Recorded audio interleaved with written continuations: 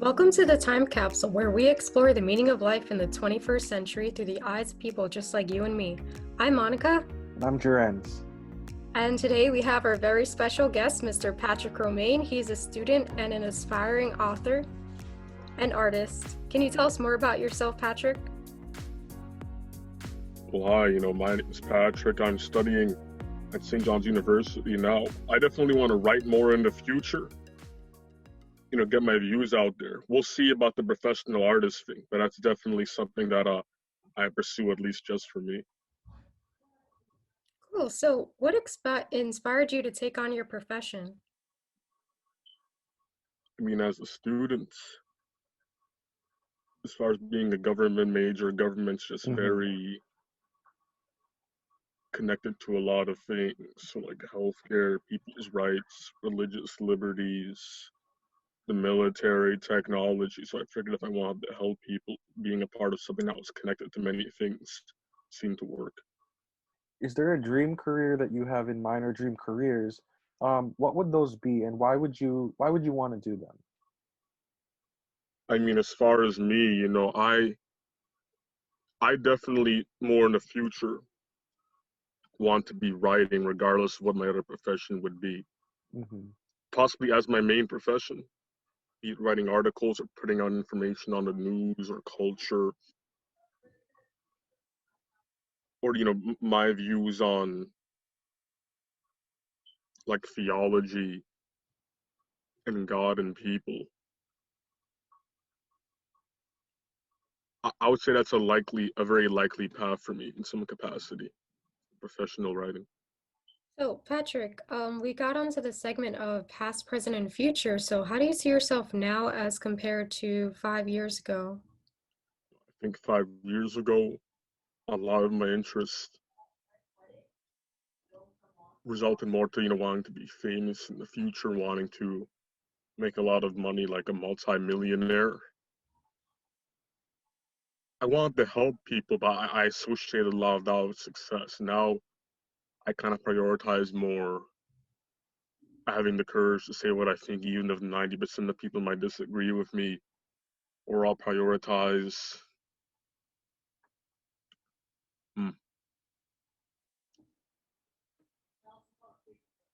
just personal growth into personal things. I guess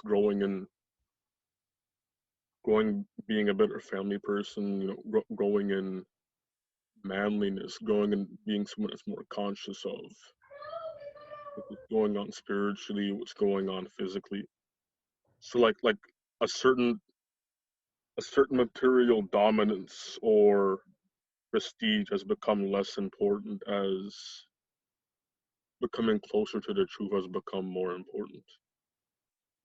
I see. So you want to put your emphasis more on the intangible rather than the tangible, like values, morals, and ethics, as opposed to like getting a new car or getting a really big house. That's a good way to put it, yeah. I would like all of those things. I would like them, but just getting closer to God has helped me reprioritize some stuff. So how do you see yourself in 5 years, given your current path? Well, 5 years, I hope to at very least be writing more prolifically. If not writing, then at least putting my ideas and thoughts out there, be it online, which it seems most likely given how technology is. I don't know who still makes newspaper. I don't know if any new newspapers will be created, but yeah, just publishing my views online, be it written or video. That's something I think more likely in the future. I definitely, God willing, study in a deeper capacity than I am now, be it self-study on government or at a university level. Those are things I hope for around 5 years from now. So would you think about being a college professor, like getting a doctorate?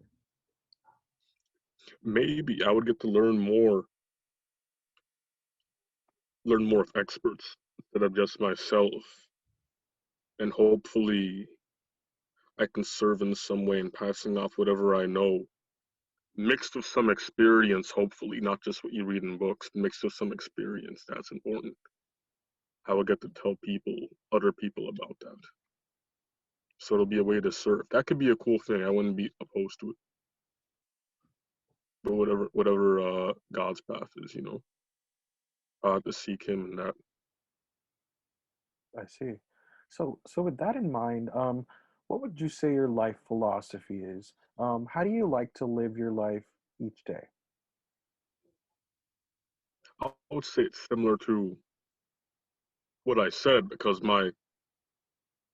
how I interact with the world is informed by my relationship with God. So love God and love others.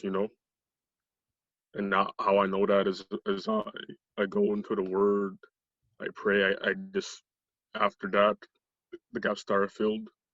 I use logic. I just use common sense, and that's how I press it into life. How I can best serve and love God, me in that relationship, and how I can best serve my family and my friends. I find giving is as cliche as it is. Like life is satisfied in creating and giving, and those things are in service to other people, service to God and other people. So jumping off that, what would you say you're grateful for? Yeah. I'm grateful for my family, especially during this pandemic. People can't be alone; they're not made to be alone.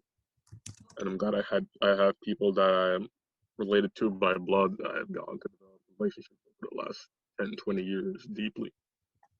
So I would say I'm very grateful to them and very grateful to my friends that I get to call and talk to. That's great. That's really sweet. All right, so now we're at the question that's pretty eponymous with the title of our show. If you were to leave something in a time capsule for people to dig up 100 years later, what would you put in there and why?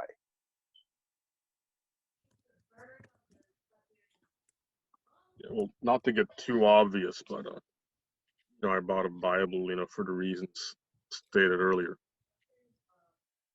And I have a sketchbook over here. I have some different things that I've written. I've draw sketch when I was low or feeling down. Hmm. And this goes back to creating and being able to express yourself. It kind of gives you a pickup even when things aren't going too well. And I don't think I'm the only guy that used it to write things down too, not just the sketching. I have something over here. This is something I spend a lot of my time doing. So we'll leave our viewers with that. And thank you so much for being on the Time Capsule Show, where we interview people just like you and me. And if you guys want to learn more about Patrick, everything is in the description box if you want to contact him.